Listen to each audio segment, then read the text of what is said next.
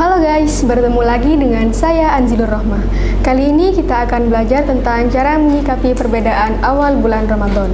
Sebelum membahas masalah itu, mari kita cari tahu faktor terjadinya perbedaan awal bulan Ramadan. Faktor yang mempengaruhi terjadinya perbedaan awal bulan Ramadan dibagi menjadi 3. Yang pertama, adanya keberagaman aliran hisab ru'yat dengan beberapa bagian. Aliran hisab ru'yat yang pertama yaitu berdasarkan penetapan hukum yang di dalamnya terdapat 3 madhab. Madhab yang pertama merupakan madhab ru'yat, yang kedua madhab hisab, dan yang ketiga adalah madhab imkan ar-ru'yat. Sedangkan aliran hisab ru'yat yang kedua dilihat dari segi sistem dan model perhitungan yang di dalamnya terdapat 2 faktor. Faktor yang pertama berdasarkan terjadinya ijtima. Ijtima dibagi menjadi 2, ada ijtima qoblal ghurub, ada ijtima qoblal fajri.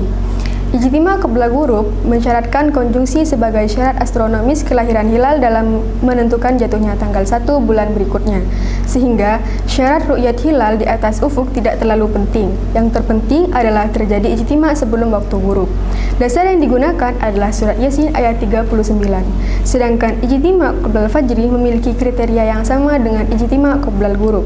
Yang membedakan adalah apabila ijtima terjadi sebelum terbit fajar pada malam hari akhir bulan yang sedang berjalan, maka pada malam tersebut sudah dianggap sebagai masuk bulan baru. Faktor yang kedua berdasarkan ketentuan posisi hilal berdasarkan posisi pengamat. Ada hilal di atas ufuk hakiki, hilal di atas ufuk hissi, dan hilal di atas ufuk mar'i, dan yang terakhir ada hilal pada imkan ar-ru'yat.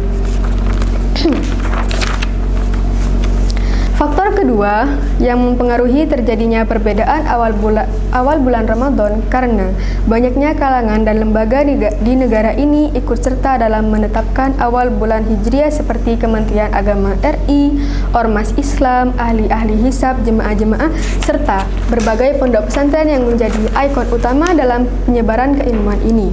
Masing-masing menganggap dirinya mempunyai hak dan kewajiban dalam menetapkannya.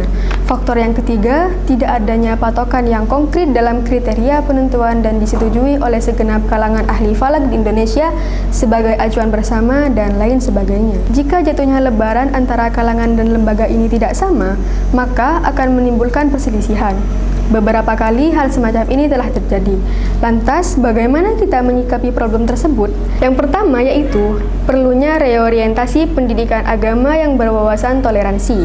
Sejak dari pendidikan dasar sudah perlu diajarkan tentang realitas perbedaan pendapat dan bagaimana menghargai perbedaan tersebut. Yang kedua, perlunya upaya serius oleh setiap tokoh agama semisal NU dan Muhammadiyah untuk meningkatkan kualitas pendidikan pada masing-masing umat.